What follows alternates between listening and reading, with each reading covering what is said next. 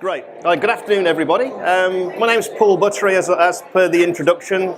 Previously Chief Operating Officer at Virgin Media, and I wanted to just talk through a transformation that we underwent, and then try and just tease out some lessons. So this is a client's view of transformation, and it's looking at how you may have transformed in the past, but then trying to learn about the things that we need to change as we evolve and as services like Appian become available. So I'm going to talk through this. I'll give some background first as well. So first of all, Virgin Media, it's a UK cable company, 13 million homes passed, 5 million customers, 13 million revenue generating units or products that we sell. Formed by the merger of NTL and Telewest in the UK, providing triple play services. We eventually bought Virgin Mobile. As a consequence of the Virgin Mobile acquisition, we rebranded. And that rebrand brought a whole load of problems because the expectation from a Virgin brand is very, very high levels of customer service. So we actually saw our customer sat drop the day after we rebranded because all of our customers' expectations rose and the service that we provided declined. So the transformation was imperative for us, because as a consequence of that, we started to lose customers. We got a new CEO, and then he put in place a very clear strategy for us, which was a target to be number one for Net Promoter Score, effectively to do this transformation, which was about efficiency, but to engage our workforce while we're doing it, because it doesn't necessarily have to result in job losses. And then we had an imperative, which was we couldn't afford a massive amount of money for transformation. It had to be incremental, small steps that we were taking, very much inching into that transformation. So at the heart of our business at that time, the operating environment, we had calls, faults and trucks and credits. That was what I was effectively operating.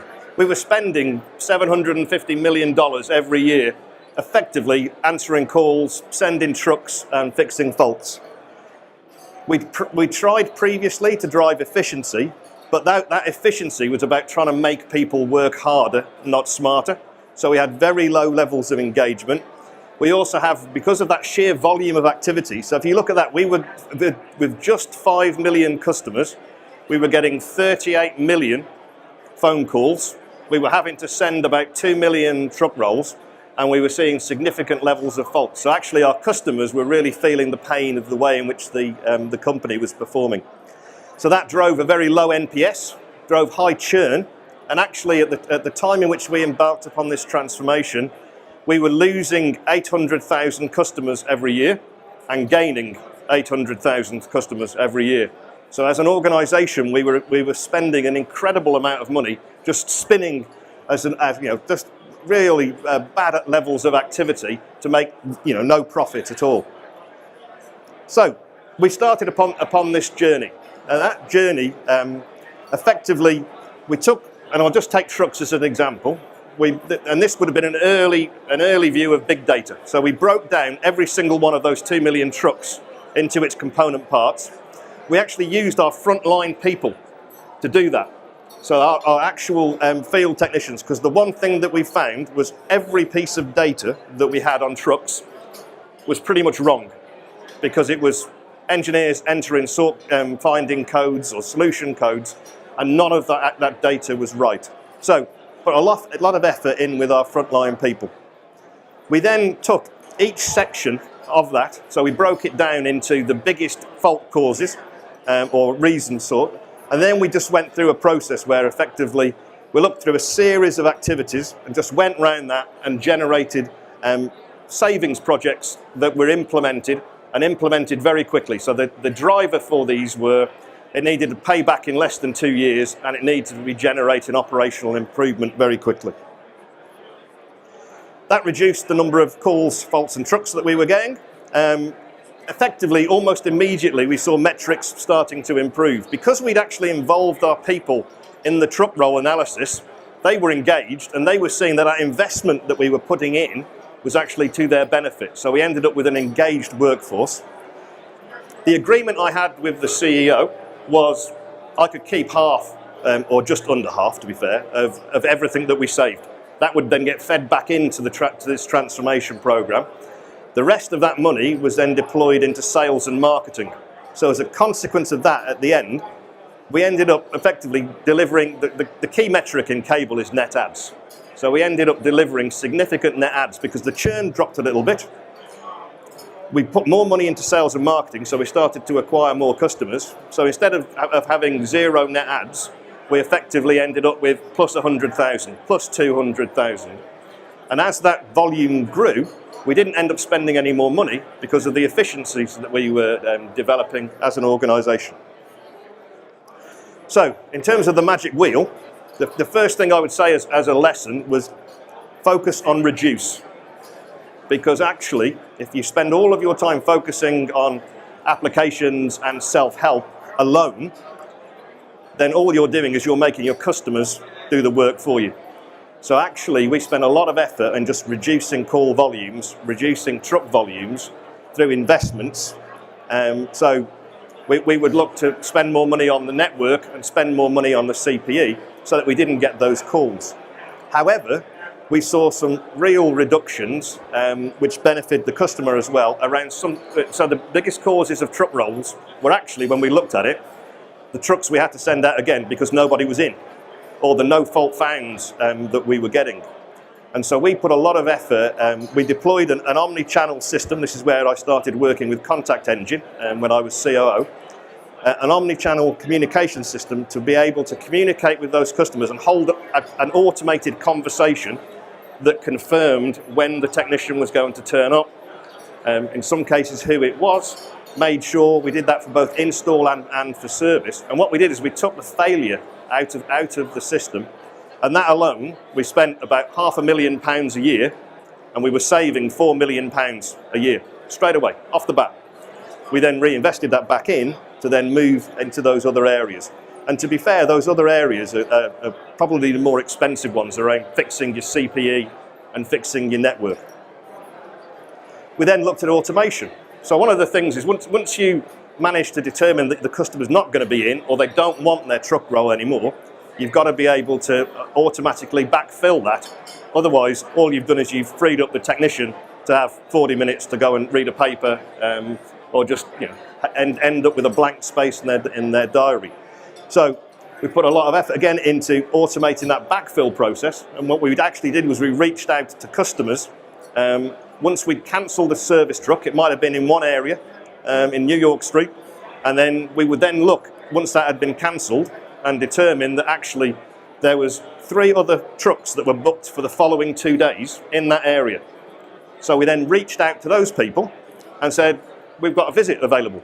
Do you want it? Would you like your fault fixed more quickly?